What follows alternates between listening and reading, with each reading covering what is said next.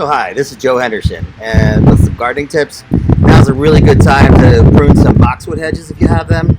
As you can see here, this is a boxwood. It's called D-Runk. That's D-E-E-R-U-N-K. And it's a very fastigiate, meaning very upright growing boxwood. And I think it's great for hedges.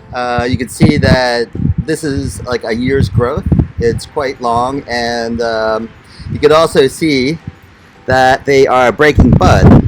So really we want to get it just before that, so that when it does break those buds and it starts to grow out again, it's going to cover up all our cuts, and we'll have to do minimum touch-up later on.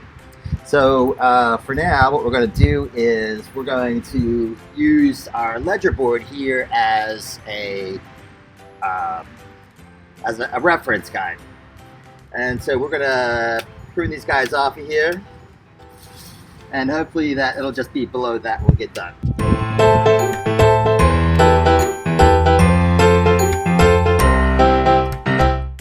It's also not bad to go down in and cut out some heavier woody pieces, so that allow more light penetration and a less stiffer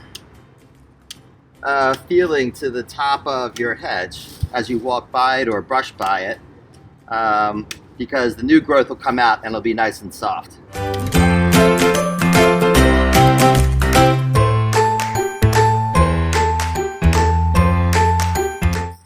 Right.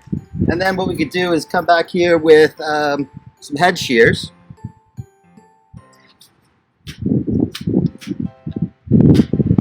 And this could take care of a lot of the lighter,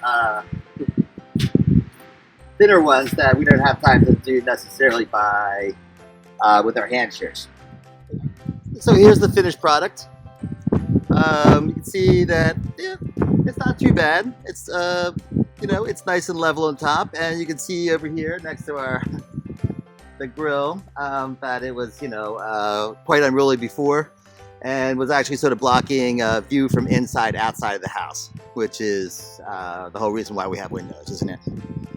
One thing I want to point out, hopefully you'll be able to see it, is that there is some holes right here, and the reason why is that oftentimes there's not a lot of growth inside and all of it's on the outside. And so what we want to try to do every once in a while is poke a little hole so that the light can come through into the plant and new growth will come out deeper inside. And so you can see here that, you know, we have a lot of like fairly good growth, I think, but something like this wonky little one here, we could probably take that off. And let's check it every once in a while. And then you can sort of see at the top, it's nice and soft. One little thing that I wanted to add into our boxwood pruning, that with all of these cuttings that we have, for propagation, it's not too bad to do that. Just give yourself a good bit of time, and soon enough you can have, well, maybe like a couple years. I started these maybe 2 or 3 years ago, and they're really well rooted, and if I wanted to can start a new hedge somewhere else with them or plant them as individual punctuation marks. But as you can see from our hedge trimming, we got lots of cuttings, probably more cuttings than we could actually use, I can use anyway.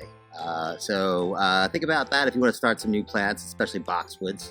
Quite easy from cuttings. All you have to do is set them in some pot, maybe like a pot of sand, and keep them in a wet part of your garden, and or a shady, not wet, shady spot of your garden.